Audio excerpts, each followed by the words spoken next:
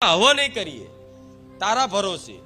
હે રામ, હવે અમારે ખોટું કરવું, બસ હવે તમારા શરણે તમારી ભક્તિ કરવી છે. અને અત્યાર સુધી જે ખોટું થયું છે એની માફી માંગો, એનો પશ્ચાતાપ કરો અને રામ નામ જપ કરો અને બસ કબૂલો રોજ કે અત્યાર સુધી બહુ ખોટું થયું છે, પણ હવે થવું કરવું, સુધરી જવું.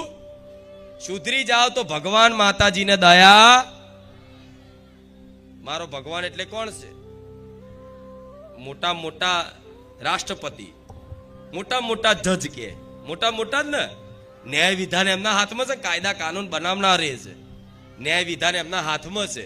તો તમે સુધરી જાઓ તો હું તમારો જીવનનો રિપોર્ટ કાઢી વકીલ બની અને મારા ભગવાનને કહું, જો અત્યાર સુધી ભગવાન એને આટલું બધું ખરાબ કર્યું, પણ મારા ધામમાં આવ્યા પછી મારી વાત સાંભળીને જીવનમાં અમલ કરી અને આજે એ પહેલા બેમાની કરતો, ચોરી કરતો, ચીટિંગ કરતો, આડાવડા વ્યસનો ધંધા કરતો, માંસ મટન ખાતો, પણ મારા ધામમાં આજે આવી અને આજે સુધરી ગયો છે. જોઈ લો, મારા ભગવાન મારા ધામમાં આવીને આટલો મેં સુધાર્યો છે. હવે એને જલ્દી દુઃખ મુક્ત કરી દો. હા, શું ખોટું?